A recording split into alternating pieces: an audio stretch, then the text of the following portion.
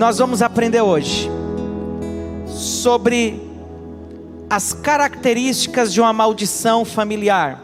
Nós iniciamos na aula passada falando sobre algumas dessas características e vamos dar continuidade hoje. Eu quero ler com você um texto muito conhecido, que é o versículo tema que nós temos lido em todas as aulas, que está em João, capítulo 10, verso de número 10. Diz assim a palavra de Deus. Se você está com a sua caneta, se você está com o caderno anotando esse estudo, nessa aula de número 4, anote aí. O ladrão, ele não vem senão a roubar, matar e a destruir. E eu venho para que tenham vida e que tenham com abundância, querido. Vida abundante. Esse é o plano original de Deus. Queridos, nós aprendemos nas aulas anteriores sobre os exemplos de maldição que existem na Bíblia Sagrada. Aprendemos ainda, querido, que tanto no Novo Testamento quanto no Velho Testamento nós conseguimos ver, visualizar e enxergar alguns desses exemplos. Nós falamos sobre uma maldição na vida de Abraão, Isaac e Jacó, que ambos, todos eles, casaram com mulheres que não poderiam gerar. Nós vimos também no Novo Testamento, os filhos do judeu da sinagoga Seva, lá em Atos 19, onde todos eles sofriam da ganância, praticando o exorcismo de forma ambulante. E nós aprendemos ainda sobre o comparativo do Antigo Testamento com o Novo Testamento, a diferença onde um completa o outro, tendo como base o livro de Hebreus, querido, o livro de Hebreus. E na última aula, nós aprendemos sobre algumas características de uma maldição. É muito importante, antes de falar da característica de uma maldição, reforçando com você, que já viu em outras aulas, sobre a definição do conceito de maldição. Maldição, querido, ela é uma forma que Deus criou a maldição para proteger a sua lei, para abençoar eu e você. A maldição, querido, ela pune quem viola a lei e ela protege quem anda nos princípios da lei. Maldição é uma palavra bíblica que aparece mais de 200 vezes na Bíblia Sagrada. E ao contrário de que muitos acham que o diabo lança maldição, quem lança maldição é Deus. A Bíblia diz no livro de Provérbios que uma maldição sem causa, ela nunca vai repousar. Uma maldição, querido, se você não ferir a lei, ela nunca vai chegar em você e nunca vai chegar em mim. Nós entendemos também que a maldição, fazendo uma analogia ao nosso corpo físico, quando nós estamos com febre, a febre é um alerta, um sinal que o nosso corpo emite, dizendo que há uma desordem no nosso organismo. A maldição funciona da mesma maneira. A maldição, ela manda um alerta, dizendo que algo está em desordem, só que não no organismo, mas na nossa vida espiritual, queridos. E muitas vezes, quando nós estamos sofrendo as consequências da maldição, não significa porque propriamente fomos nós que ferimos a lei. Muitas vezes, os nossos pais, os nossos avós, os nossos bisavós feriram a lei e a consequência caiu sobre nós. É muito importante você entender que culpa é diferente de consequência. Deus, Ele nunca vai ter o culpado por inocente, e Ele também nunca vai ter o inocente por culpado. Se for os nossos pais, avós ou bisavós que pecaram, que feriram a lei, a culpa será deles, isso não vai mudar. Deus não faz transferência de culpa, querido. Agora, as consequências, ela recai até a terceira e quarta geração. Êxodo capítulo 20, verso 5, diz assim, que nós não devemos nos curvar a outros deuses, porque Deus, ele é um Deus zeloso, é um Deus que tem ciúme, e Ele visita a iniquidade dos pais nos filhos, até a 3ª e 4ª geração. Nós aprendemos também ainda, entendemos, no livro de Lamentações, Jeremias, capítulo 5, verso 7, que os nossos pais morreram, e eles já não existem mais, e nós carregamos as suas iniquidades. Querido, se sabemos que culpa é diferente de consequência, de repente hoje uma maldição chegou na tua casa, você está vivendo uma maldição familiar hoje, porque de repente foi você que errou, então além da culpa, você também está sofrendo as consequências. Agora, se foi alguma autoridade doméstica, seu pai, sua mãe, ou outro que errou, você está não levando a culpa, mas você está vivendo as consequências. Querido, é muito importante você entender, que quando nós falamos de maldição, a maldição ela é um espírito, uma perseguição que acontece em nossas vidas, uma perseguição espiritual, que ela vem ou por causa do campo da herança, ou o campo da responsabilidade. Deixa eu explicar isso para você. Todas as vezes que você estiver avaliando a sua vida, todas as vezes que você estiver analisando o que está acontecendo na tua casa, o que está acontecendo na tua família, você precisa entender o que é de sua responsabilidade e o que é de herança. Herança, querido, você pode herdar coisas boas, como pode herdar coisas ruins. Você pode herdar uma mansão, como você pode herdar muitas dívidas. Eu não sei o que você herdou, eu sei o que eu herdei, porque eu fui mapeando tudo isso. Mas, muitas vezes, querido, tem muitas pessoas que as coisas começam a dar errado na sua vida, e ele simplesmente quer transferir tudo isso aos seus pais. Não, a culpa é do meu pai, a culpa é da minha mãe, a culpa é do meu avô, a culpa é de não sei quem. Pode até ser que seja, mas quando nós vamos equacionar isso, 30%, querido, é herança, 70% é responsabilidade minha e sua, e nós não podemos fugir da nossa responsabilidade. A Bíblia diz no livro de Gálatas, sobre o princípio da semeadura: tudo aquilo que nós plantarmos, nós iremos colher. Não tem como escapar disso. Por quê? Porque de Deus não se zomba, Deus não se deixa escarnecer. Aquilo que o homem plantar, certamente ele vai colher. Não temos como escapar isso. Agora, essa colheita, querido, eu te pergunto, o que você está colhendo hoje, de repente sofrendo com o teu filho, sofrendo com a tua filha, eu te pergunto, será que é algo que você herdou? Ou será que é algo que você plantou lá atrás e está colhendo hoje? E esse é o objetivo do nosso seminário, Maldições Familiares e a Cruz. Sabe por quê, querido?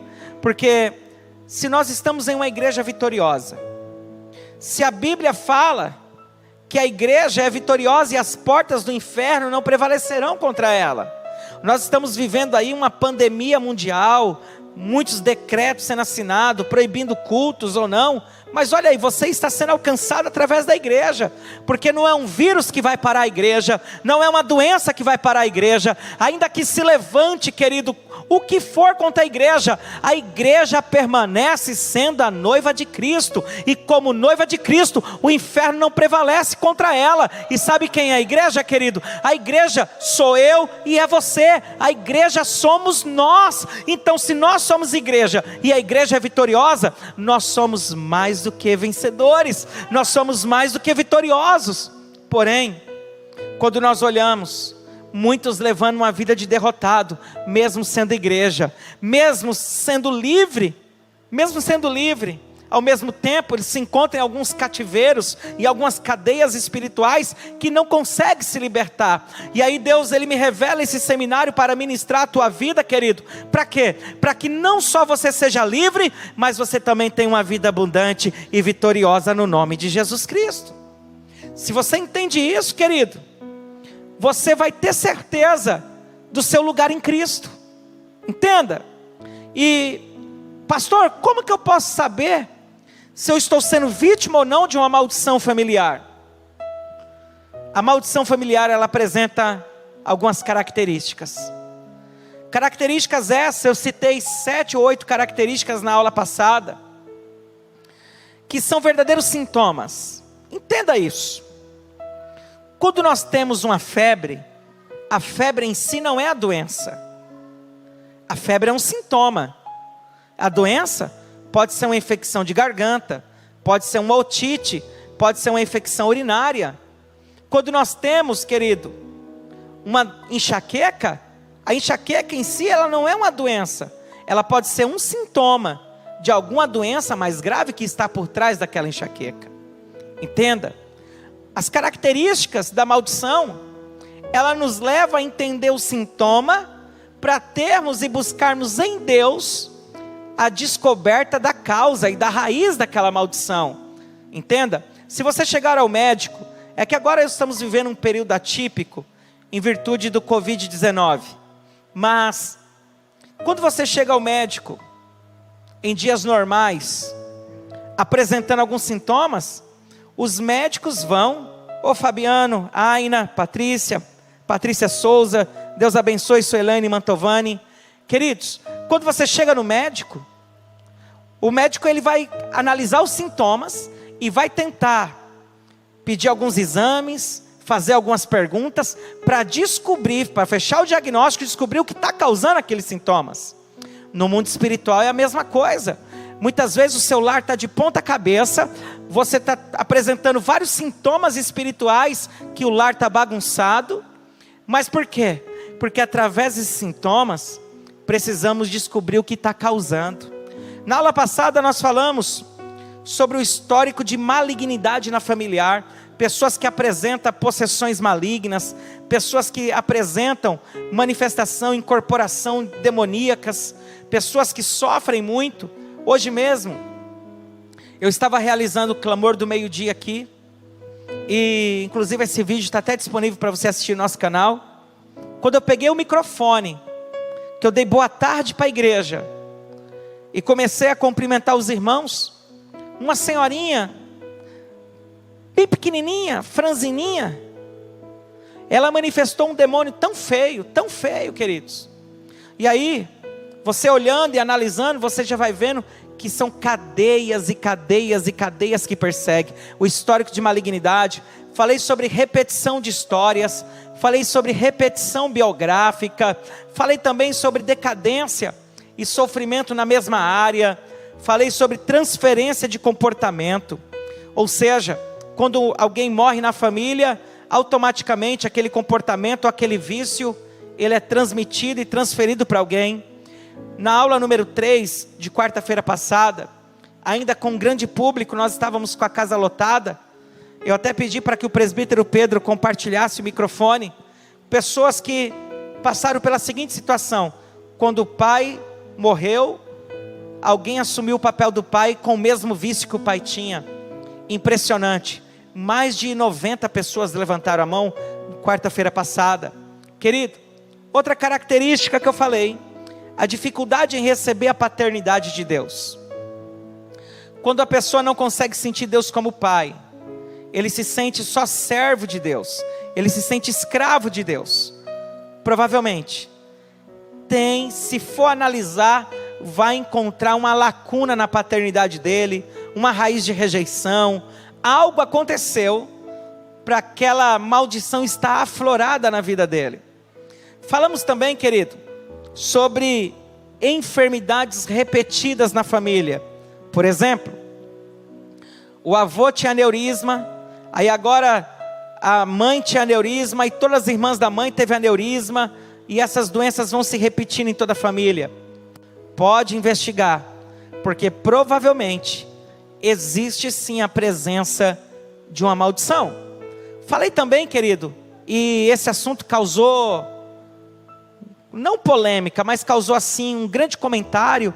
No dia seguinte, na quinta-feira, eu recebi mais de 100 WhatsApp, quando eu falei sobre pessoas servindo a Deus com dons contaminados. Falei quando a pessoa tinha um passado no ocultismo, de repente até desenvolvendo a sua mediunidade, e agora ela se converte, vem para a igreja, recebe Jesus como seu Salvador, é direcionado para as águas do batismo, onde ali demonstra o arrependimento, e naquele momento, ele vai para a igreja, e ele começa a ter o reconhecimento das pessoas na igreja, porque ele começa a ter os seus dons muito aflorados, até de forma precoce. Não que Deus não possa dar, Deus pode dar, mas muitas vezes essa pessoa não fez uma renúncia daqueles dons contaminados, e agora chega na igreja e começa a profetizar, começa a ter visões, começa a revelar. E eu quero até deixar um vídeo que encontra-se no YouTube para você assistir depois, querido, não agora, senão você vai perder a aula, chamado A Profetisa de Macapá. Eu gostaria muito que amanhã, quando você tivesse um tempo, você assistisse esse vídeo. É um vídeo que tem uma duração de 7 minutos, e você vai entender o que é servir a Deus com dons contaminados.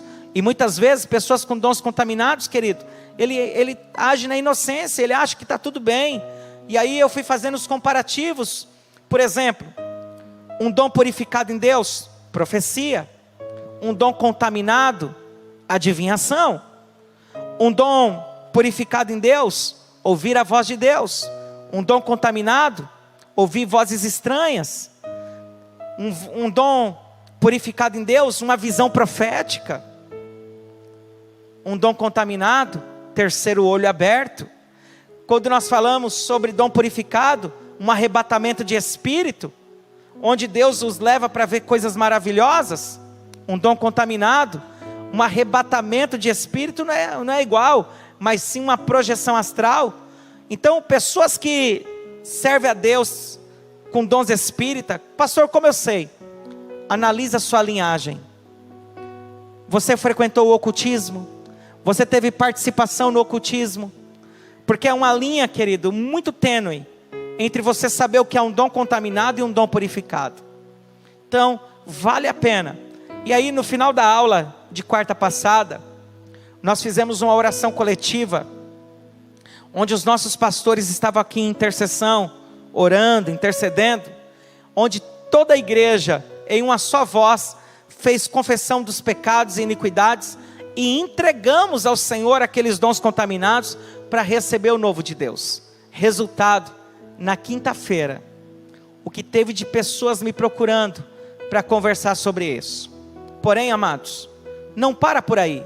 Existem outras características, que eu quero te falar, sintomas que de repente pode estar acontecendo na sua casa, pode estar acontecendo na sua família, e você pode estar sendo vítima de maldição familiar e não sabe. Então anote aí, porque nós vamos agora aprender um pouquinho mais sobre outras características de uma maldição.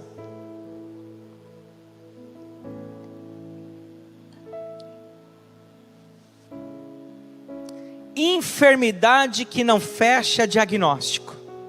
Querido, quando nós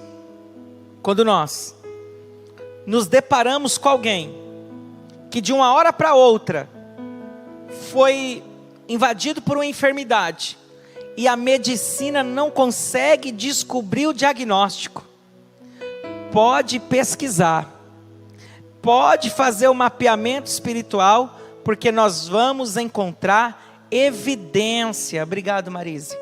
Vamos encontrar evidências de presença de maldição familiar. Eu peguei um caso uma vez, muito sério. Me trouxeram um senhor de aproximadamente 50 anos. E ele era um trabalhador da construção civil. E sabemos, querido, que uma pessoa que trabalha na construção civil, como pedreiro, mestre de obra, ele é acostumado com serviços braçais, né? Homem, ele era muito forte. E eu conheci ele na época que eu era conferencista, que eu viajava ministrando a palavra. E todas as vezes que eu ia na cidade dele, ele sempre estava presente.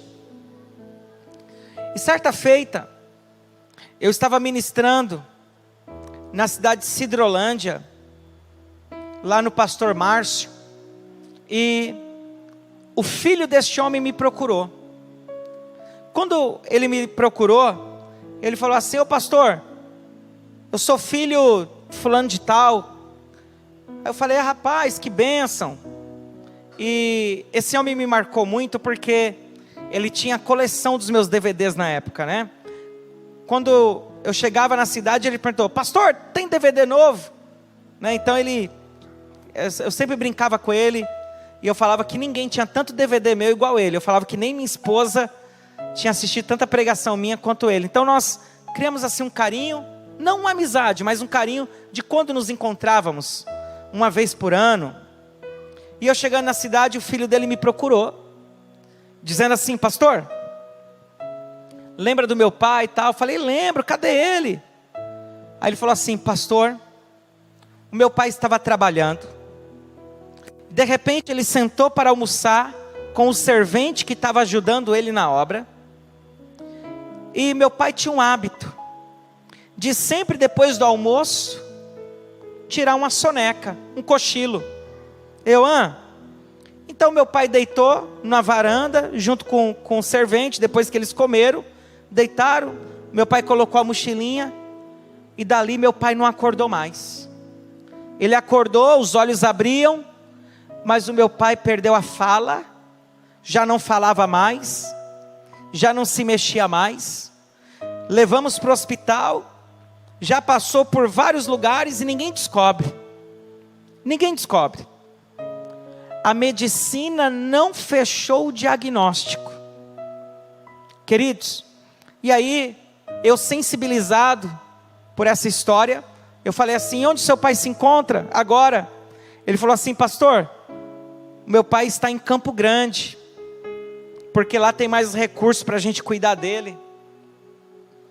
Pasme, queridos, isso foi em 2014, eu retornando de Sidrolândia, passei por Campo Grande, e chegando em Campo Grande, eu fui fazer uma cruzada no Sindicato dos Hoteleiros, que fica até aqui bem próximo da nossa igreja, o Sindicato dos Hoteleiros na Avenida Tiradentes, e eu marquei de ir lá.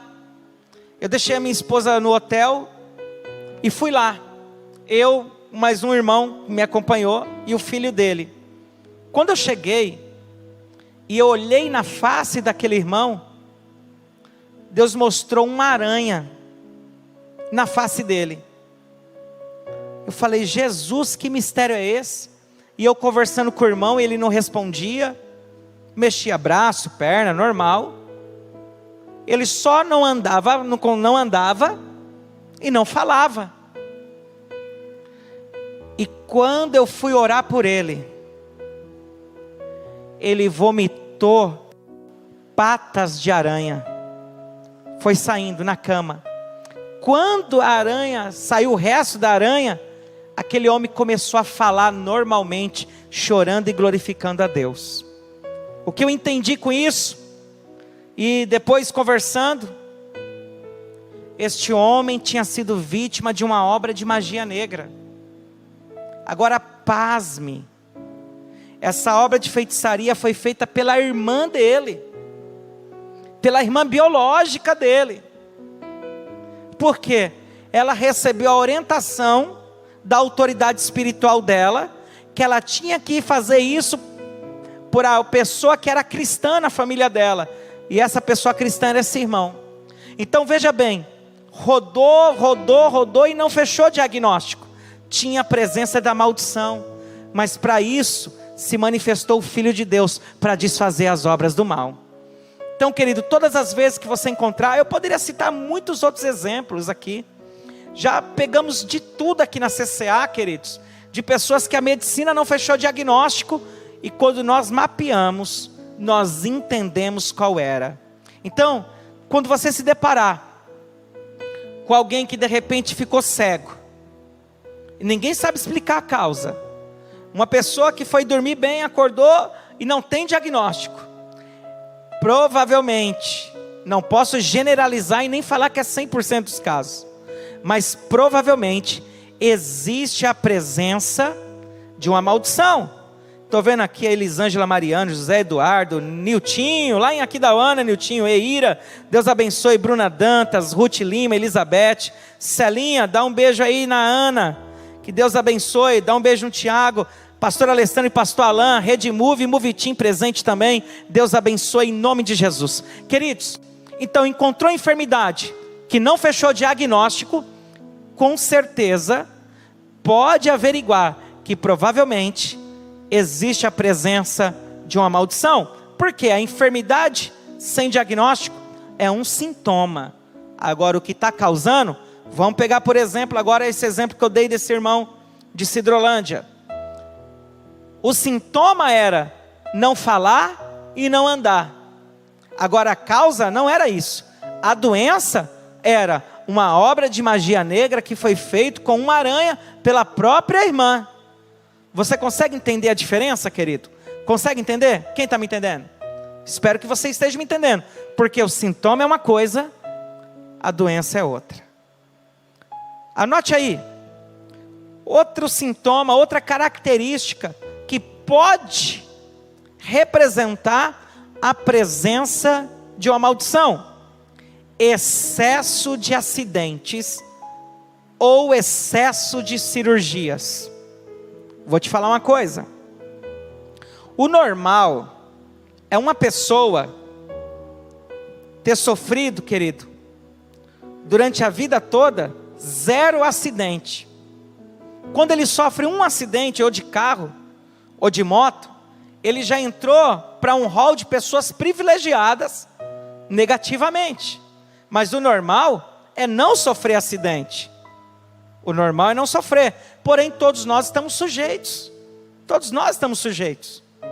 Agora, eu te pergunto, se o normal é 0 acidente, o que você me explica quando nós encontramos pessoas que têm 25 anos de idade e já sofreu 5, 6, 9 acidentes?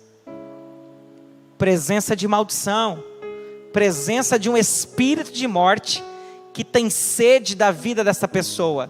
Por quê? Ou por um pacto que foi feito.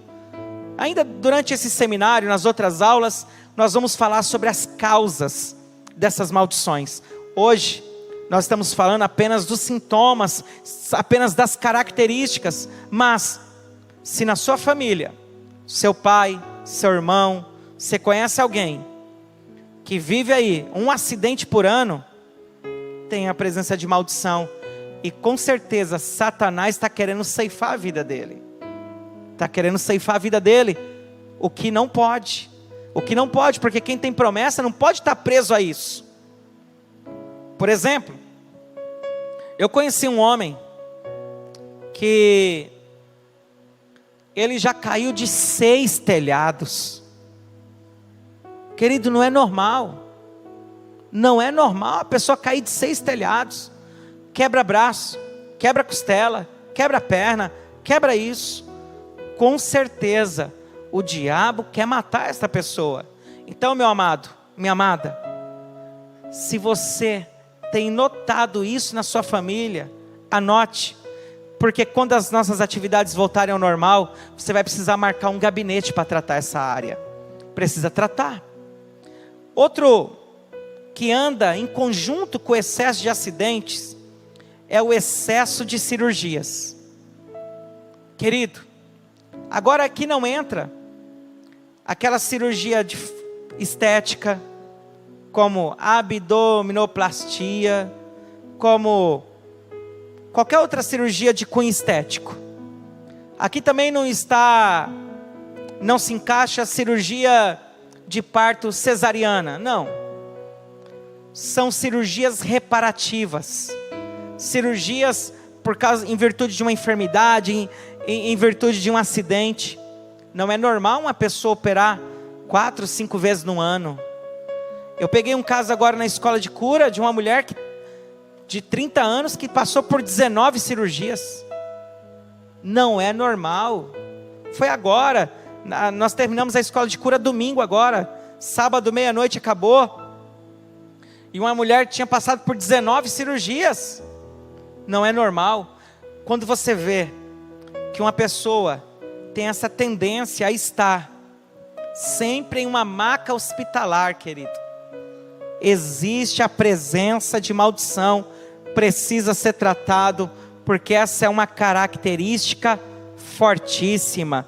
Deixa eu mandar um abraço aqui para Laisa, para o Tiagão, para a Cláudia. Olha só que legal, Escola Opção está aí conosco também, é a Tata, né?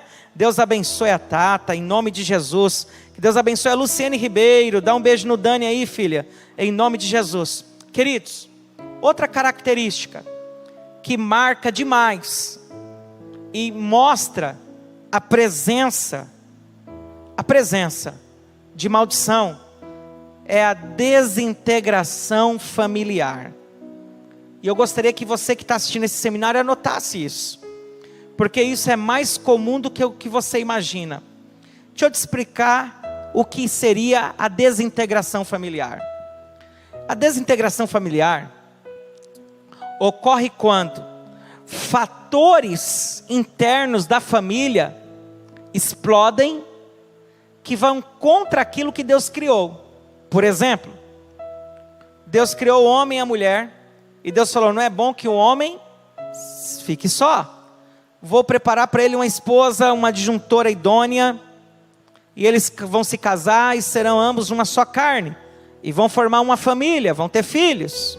Querido, o normal é eles viverem juntos até que a morte os separem. O normal são os filhos saírem de casa só quando vão estudar, ou trabalhar fora, ou estudar fora, ou sair casado. Fora disso, é uma desintegração, está desintegrando o plano original de Deus. Então entenda, que quando você começa a ver na sua família, observar, e você vê um quadro repetitivo de divórcios, mais ou menos assim, você pega a sua linhagem, seu avô paterno e seu avô materno, você começa a desenhar a linha, e você vai ver que o seu avô paterno morreu divorciado, separado. Todos os filhos que ele gerou divorciaram. Aí você olha agora, todos os netos já estão divorciados. Isso é um quadro crônico de desintegração familiar. Isso é um sintoma. Esses divórcios exacerbados é o sintoma, é a característica. E a causa? Precisa examinar, precisa levantar, porque vai se apresentar. Quer ver outro exemplo bem típico de desintegração familiar? É quando você olha na família, de cada 10 pessoas, 9 vive uma situação conjugal amaziado. Parece que tem algo que bloqueia ele de dar uma satisfação para a sociedade. Porque quando nós casamos, querido, e nós vamos até o cartório de registro civil para nos casarmos, nós estamos dando uma resposta para a sociedade. Estamos dizendo: olha, a partir de hoje eu sou casado.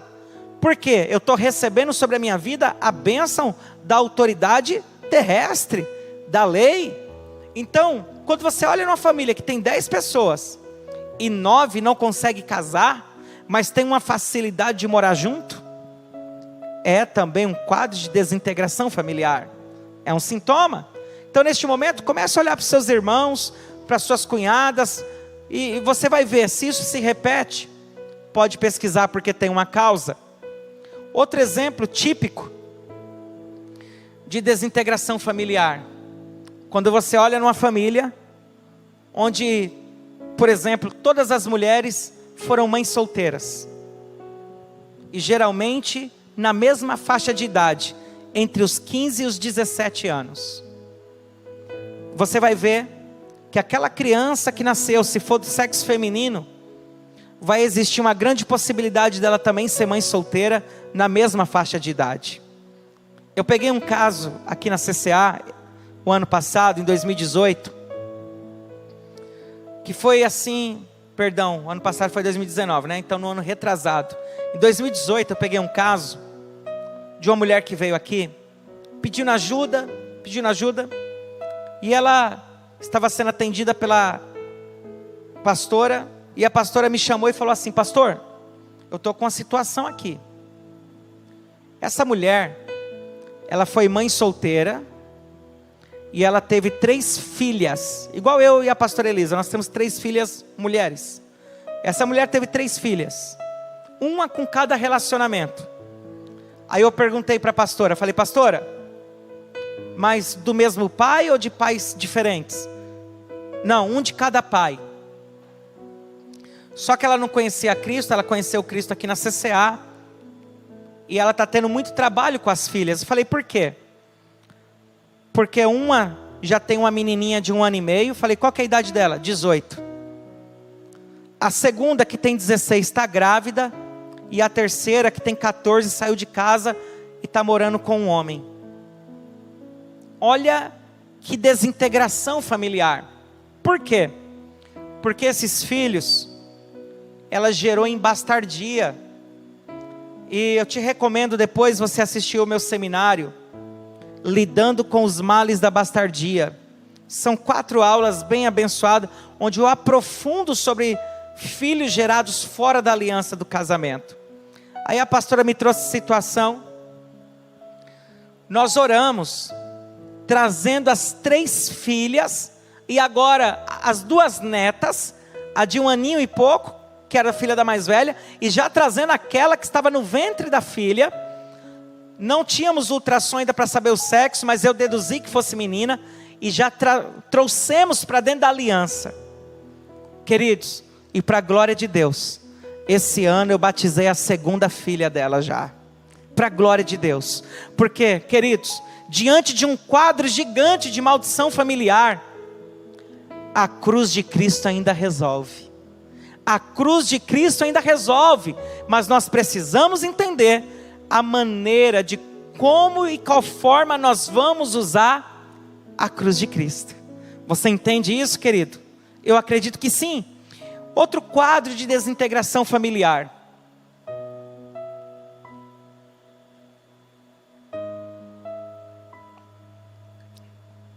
E este, infelizmente, tem judiado muito das famílias. É o quadro das drogas. Família onde muitos ficam na droga. Crack, cocaína, maconha, êxtase, entre outros. Nós temos um projeto aqui na igreja chamado Casa de Paz. É o nosso querido Silvio Bahia e a Jennifer Bahia que são os coordenadores.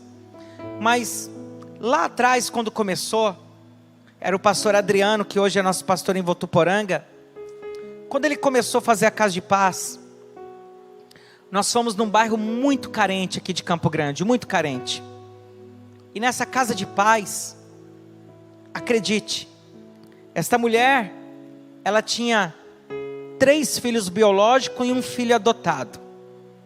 E diante da situação, nós levantamos entre os irmãos alguns alimentos e mandamos entregar lá para ela. Querido, mas pasme, eu não sei se é por causa da minha criação e por eu ter sido criado na igreja, eu ainda consigo me espantar com algumas coisas. Mas quando me trouxeram a situação, eu falei: rapaz, isso não deve ser verdade. E aí eu fui perguntar para o pai e para a mãe. Um menino com 12 anos já estava no crack. Irmãos, eu com 12 anos, eu estava trabalhando já e pensando em reconstruir um futuro. Um menino com apenas 12 anos, uma criança, já estava no crack. E os outros 3 filhos biológicos, todos nas drogas, e o do meio já estava preso. Querido, realmente, quadro de desintegração familiar gigantesco. Como que faz numa situação dessa? É a Casa de Paz. A paz tem que chegar nesta casa. E a família, aquele que é o sacerdote da casa, aquela que é a mulher que edifica a casa, tem que se posicionar em Deus e dizer: a luz precisa brilhar na minha casa. Porque quando Jesus chega, tudo muda. Quem está entendendo? Se você tem e vê essa desintegração familiar na sua casa, querido, essa desintegração familiar, pode ter certeza, há a presença de maldição. Outra característica que eu quero te falar agora, anote aí. Histórico de homicídios e violência na família.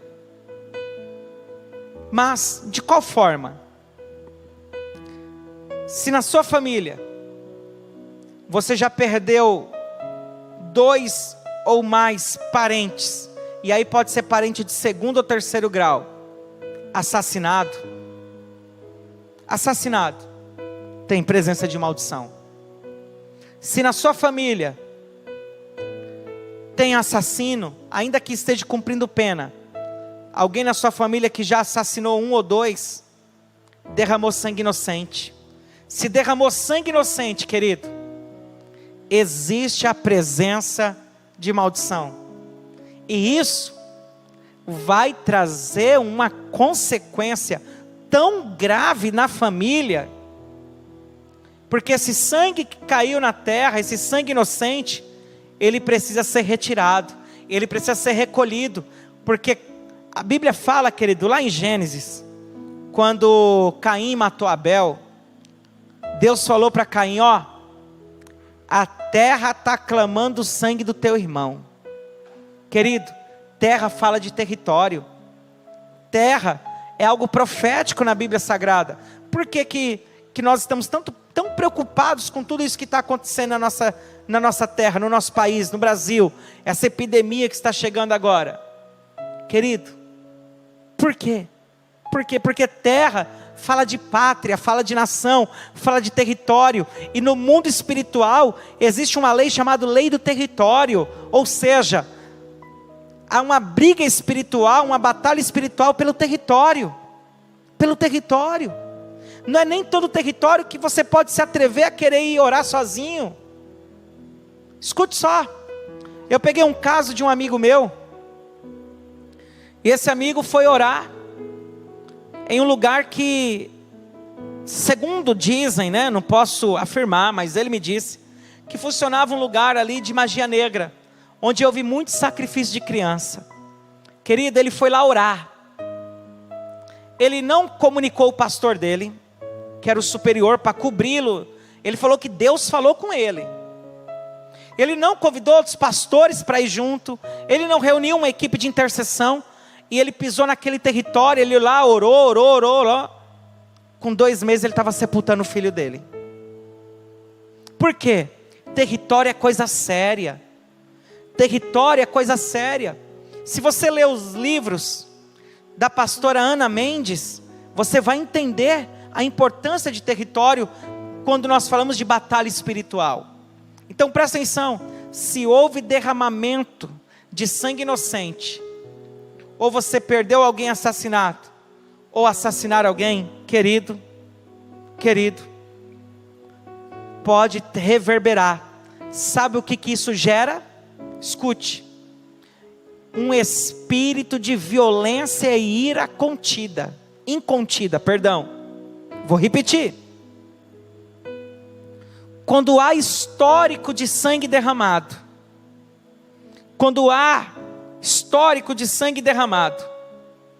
na terra, por exemplo, eu sou da família Fonseca, na minha família, queridos, eu sou descendentes de nordestinos, os meus pais são pernambucanos. Quando eu comecei a entender o mundo espiritual, entender essas questões geracionais, eu fui pesquisar a origem da minha família e a árvore genealógica, e eu fui pesquisando, aí depois Deus me deu a graça de ir até Pernambuco, aí eu fui com a minha mãe em cidades que ela passou quando criança, foi eu, a minha esposa lá, e eu comecei a entender muitas coisas vendo aquilo ali, o cenário, e olha a triste conclusão que eu cheguei, que na minha família, havia descendentes de cangaceiros do Nordeste, então houve muito derramamento de sangue. Aí eu comecei a analisar os perfis na minha família, Eu percebi um tio meu, um tio que era extremamente violento e agressivo. Era violento com a esposa, era violento com os filhos, era violento no trânsito, era violento no trabalho. Aí eu comecei a olhar agora na outra linhagem, que era a minha linhagem dos meus primos, e eu comecei a identificar pessoas extremamente violentos e agressivos na minha linhagem. Querido, eu estou falando de algo que eu vi em mim, mas que através disso eu já ajudei pessoas. Quando você vai remindo o sangue, você vai tirando a pessoa dessa prisão chamada violência, agressividade. Porque o sangue tem a ver com dor, tem a ver com choro, tem a ver com morte. E quando uma pessoa está agredindo, está brigando, está lutando, ela quer ver morte, ela quer ver sangue. Quer ver uma coisa? Veja se você já ouviu uma frase como essa, mediante a situação que eu vou exemplificar aqui para você. De repente você pega uma pessoa que ela quer quebrar tudo, lutando, brigando, e ela vai dar soco, pontapé, batendo, a pessoa já está no chão caído ali. Aí quando você, com muito custo, um grupo de pessoas tira a pessoa daquela briga, fala, meu Deus, mas o que aconteceu? Aí essa pessoa falou assim, eu não sei o que aconteceu comigo, eu fiquei cego. Provavelmente você já ouviu isso. Essa expressão, fiquei cego, ele não está mentindo. Ele não está mentindo. Realmente ele ficou. Eu fui criado, querido, em um lugar de alta periculosidade em São Paulo. Na capital de São Paulo. Uma favela muito perigosa, muito. Das pessoas da minha idade, as pessoas que andavam de carrinho de rolemã comigo, que jogavam bolinha de gude. Aqui no MS, eu não sei se chama bolinha de gude também, mas as pessoas que empinavam pipa comigo, que jogou futebol comigo, daqueles que não se converteram ao Evangelho, ou estão mortos ou estão na cadeia. Para você ter ideia do ambiente que eu fui criado. Não a minha casa, porque minha mãe já servia ao Senhor, mas os arredores, a nossa rua, enfim, muito complicado. E uma vez, eu estava vindo do trabalho, e quando eu parei o carro, para abrir a garagem, para me guardar o carro, eu vejo um amigo meu, correndo atrás de outro, com a faca desse tamanho na mão. Aí a mãe dele gritou assim para mim, Denilson, corre lá porque ele só ouve você. E realmente, ele tinha um apreço, um respeito muito grande por mim. E eu fui lá correndo, chamando ele, Elias, vem cá, rapaz, tal. Quando eu consegui chegar perto, eu fui segurar no braço dele, ele olhou para mim com a faca, que eu achei que ele ia enfiar em mim, eu falei, Elias, sou eu, rapaz, para com isso. Ele ficou estático por uns 20 segundos, aí já veio um monte de gente tomar a faca da mão dele, eu perguntei para ele, o que aconteceu? Ele falou assim, Denilson, eu não sei, fiquei cego. Essa cegueira, geralmente, queridos, preste atenção, eu estou para trazer um estudo aqui na igreja, sobre a origem do feminicídio, a violência contra a mulher. Eu vou falar da violência verbal, emocional, psicológica, física, sexual. Já está quase pronto o meu estudo, meu sermão. E eu vou me basear lá em Juízes, quando o levita sacrifica a esposa dele, a concubina dele. Mas presta atenção, tem muitos homens, que ele diz que ama a esposa, mas ele bate. Aí quando a polícia chega, Maria da Penha, isso e aquilo, vão perguntar para ele, ele fala, eu não sei o que aconteceu, de repente eu fiquei cego. Esse fiquei cego é totalmente espiritual. Quando você vai pesquisar, há sangue derramado. Eu peguei um caso aqui na igreja, de um homem, e esse homem, ele tem difícil relacionamento com todo mundo, Ele briga, ele xinga, era terrível. Só que esse camarada pegou um amor pela minha pessoa, né? Ele chegou aqui, na primeiro culto que ele veio, manifestou que precisou de uns 20 homens para segurar ele. Aí no outro culto já melhorou um pouquinho, precisou de 18 homens. Aí no outro culto já melhorou um pouquinho mais, precisou de 12. Mas olha, com 4 meses conseguimos libertar, e eu fazendo gabinete com ele. Quando ele me falou do histórico de homicídio, queridos, eu fiquei assim, não horrorizado, porque quando uma pessoa te procura para abrir o quarto da bagunça e revelar coisas tão íntimas como essa, você não pode se escandalizar, e eu estava ali para ajudar e não como juiz. Eu comecei a fazer o trabalho, ele liberando perdão para uma série de pessoas, com muito custo, queridos, conseguimos remir todo aquele sangue derramado, levamos ele para o batismo. Pensa na bênção que foi o dia do batismo daquele homem, queridos. E aí no ano de 2017, eu passei uma luta que todo pastor já passou, todo pastor de igreja já passou, chamado rebelião, rebelde, grupinho de pessoas que trabalha contra a igreja. Em 2017, teve 3 homens que se levantou contra a igreja, e esses homens começaram a me dar muito trabalho, me difamando, caluniando, e isso e aquilo, porque o ódio, querido, ele une as pessoas. Tem pessoas que não se bicam, não se gostam, mas quando eles odeiam uma pessoa em comum, eles se juntam. O ódio, ele tem esse poder de juntar pessoas no mesmo propósito. E essas pessoas se juntaram, isso em 2017. E esse irmão chegou para mim e falou assim para mim: ô pastor, esses pilantra. Eu falei: quem, varão? Não, fulano, ciclano e beltrano. Eu vou dar um cacete neles, eu vou pegar eles, eu vou...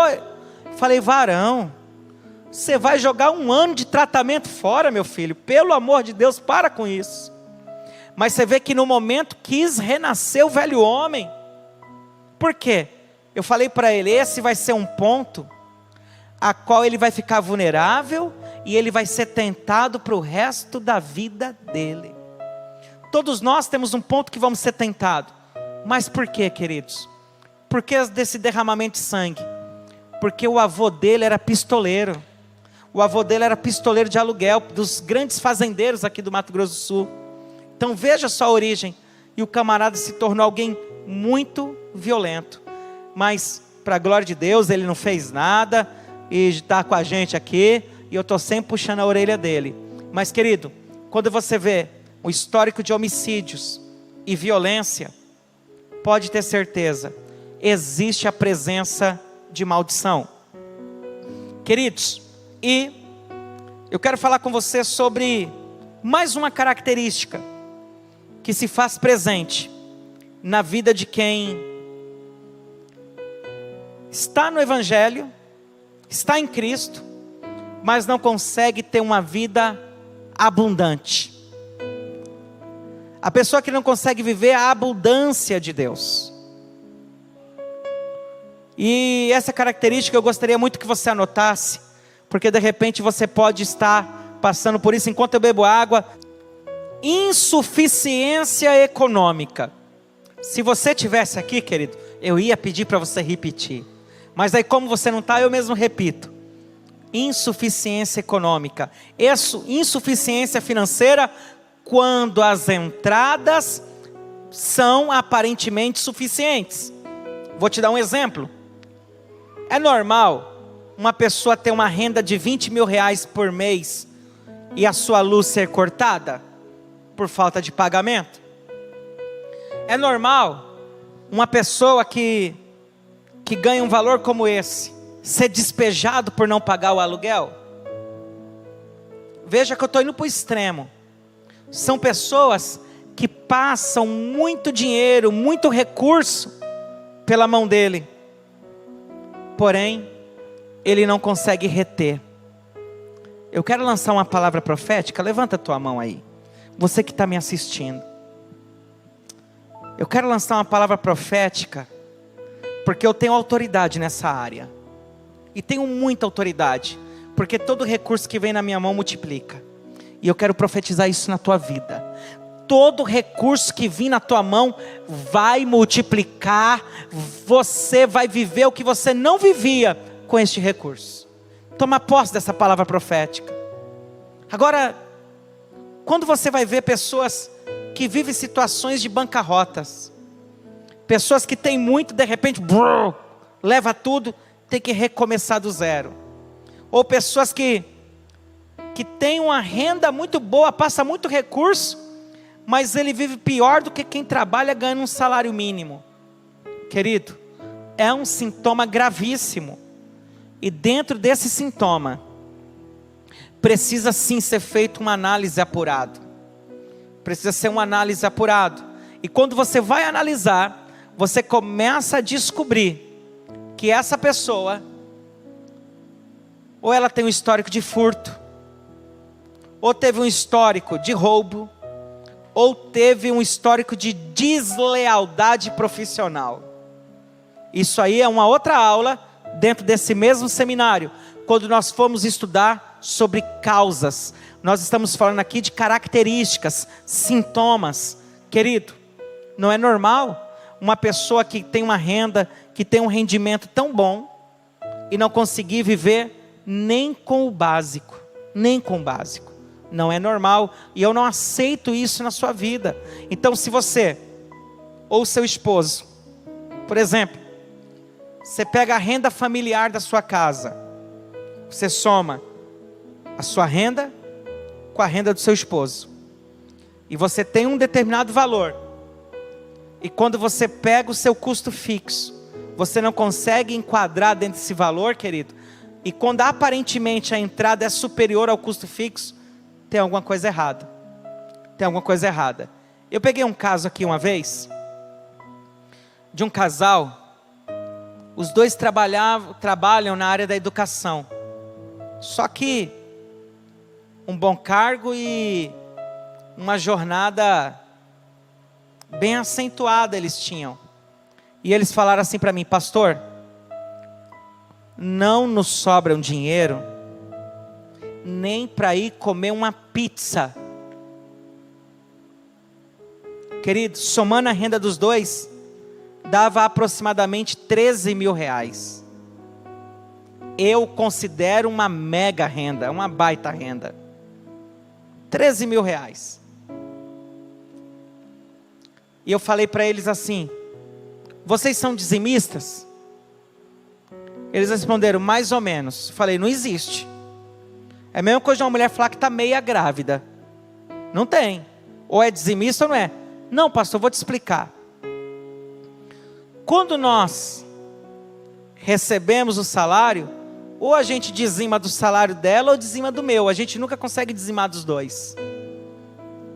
Falei: querido, aí já está uma das primeiras raízes. Aí eu fui investigando, querido, e eu descobri 5 razões pelas quais eles não prosperavam. Aí eu falei para eles: ó, está acontecendo isso, isso, isso, isso e isso. Se vocês não mudarem esse contexto, vocês podem ganhar, em vez de 13, ganhar 33, que vão continuar no mesmo perrengue. Querido, na hora ele bateu na mesa, ficou bravo, falou que não ia fazer, sumiu da igreja.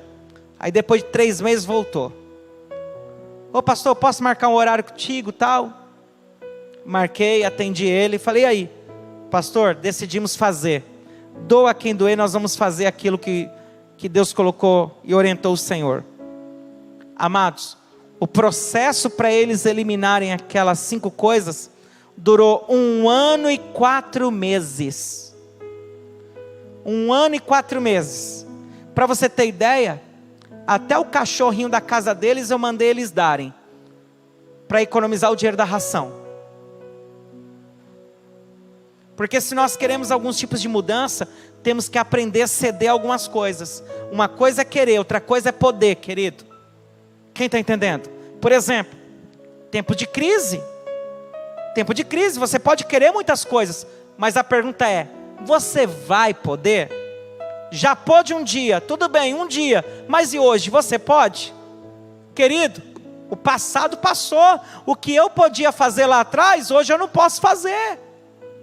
Entende? Depois de 1 ano e 4 meses, concluiu, chegou o final, queridos, e hoje esse casal desfruta de uma liberdade financeira e uma abundância gigante.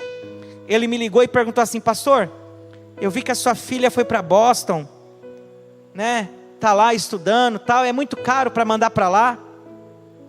Eu falei para eles assim: querido, eu não tinha o recurso, mas em comum acordo, eu e minha esposa, nós vendemos o carro da minha esposa, e esse dinheiro do carro, da venda do carro, nós investimos tudo na ida dela para lá. Aí ele falou: pastor, mas e a vista? Será que tem um preço melhor, tal, tal? Falei: deve ter.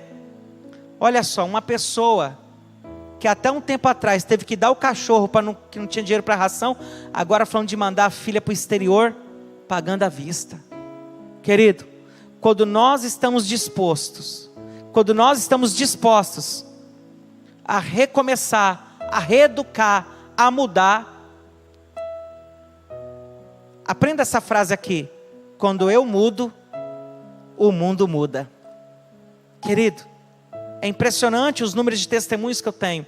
Então, se você observa que na sua família as entradas aparentemente são suficientes e você vive uma insuficiência econômica, tem a presença de maldição. E a penúltima característica que eu quero te falar, porque a última eu vou tratar com você na próxima aula, porque a última característica eu vou precisar de uma aula toda para falar, é a ira incontida.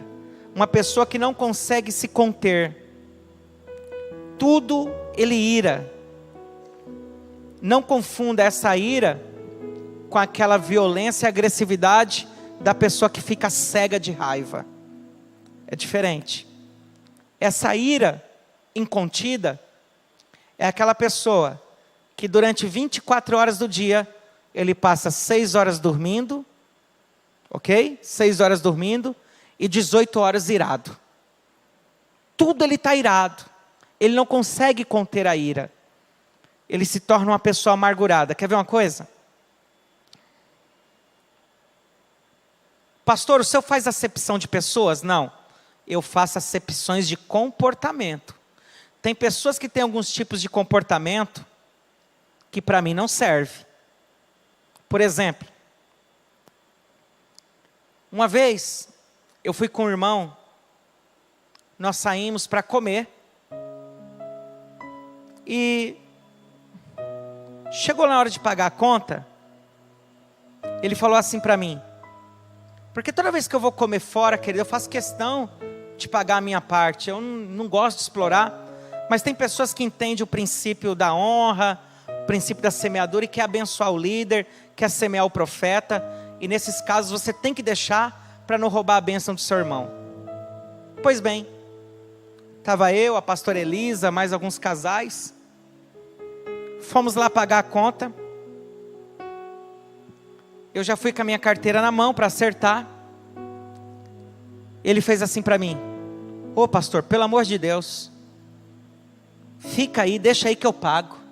Falei: varão, não precisa não, eu pago. Ele falou: não, pastor, deixa aí por minha conta, faço questão de abençoar o meu pastor. Falei: amém. Na época, nós só tínhamos a Ana Laura, não tínhamos ainda a Anne Gabriele, e a Ana Laura de vez em quando dava um trabalhinho, correndo para um lado para o outro, de vez em quando só. Aí eu fui lá, acudi a Ana Laura, né, peguei, a pastora Elisa estava conversando com as mulheres, e eu vejo uma movimentação lá no caixa, aquele negócio, e foi chegando pessoas lá. Falei, o que está acontecendo? Fui lá. Esse irmão que falou que ia pagar a minha conta, estava brigando lá porque o restaurante cobrava 10%. Que é uma prática de alguns lugares. Se eles avisaram ou não que tinha cobrança de 10%, mas meu irmão, é um tipo de comportamento que para andar comigo não serve. Porque ele se irou de tal maneira. E geralmente, pessoas que têm essa tendência de se irar, são pessoas que se sentem o dono da verdade. Ele sabe de tudo, ele conhece de tudo. Ele conhece de alfinete a foguete, né? Ele é perito em ficar ligando para as operadoras de celular e brigar.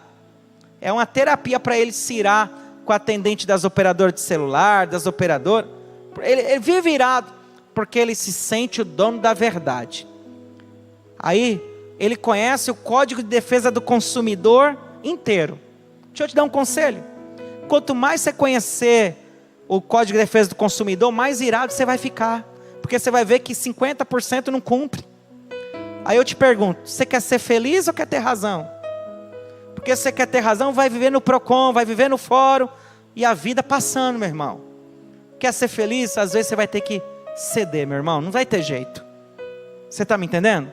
Então, pessoas que têm ira incontida. Amado, eu peguei um caso aqui, de um irmão, que está virado com um filhinho de 11 meses. Bebezinho de 11 meses. Mas eu chamei ele, mas eu larguei o aço nele. Aproveito mesmo que ele parou para me ouvir, eu couro nele. Querido, nós temos que ser prudentes. Um dos frutos do Espírito é a mansidão. Quando você conhece alguém que tem uma ira incontida, pode examinar. E eu vou te falar, 90% dos casos, quando criança, ele apanhou de forma imerecida. O pai dele castigou ele excessivamente. Aquele tipo de criação, um aprontou, mas são 4 irmãos, vai apanhar os 4. Pessoas que foi criado nesse regime familiar, ele lá na frente, ele vai desenvolver no seu comportamento essa ira incontida. Presente de maldição, o que precisa fazer? Preencher essa lacuna, porque às vezes que ele foi castigado excessivamente, quebrou o vínculo de amor entre pai e filho. Não significa que o pai que castigava não amava, mas o coração do filho não estava convertido ao coração do pai para receber esse amor. Querido, esse seminário ele vai ser libertador, ele vai ser desbravador na minha e na tua vida, e eu tenho certeza que não só a CCA, mas toda a nossa comunidade online vai ser muito mais abençoada em nome de Jesus. Na próxima aula, eu vou falar da última característica e sintoma. Eu vou falar sobre desvio na área sexual. E aí, para falar sobre esse desvio na área sexual, eu vou precisar de uma aula toda, porque eu vou falar sobre homossexualidade, desordem, neurose sexual, sexolatria, impotência, frigidez, feitiçaria sexual, sexolatria, pornografia, relação sexual espírita, visitação noturna, pedofilia, exibicionismo. Ou seja, a próxima aula está imperdível.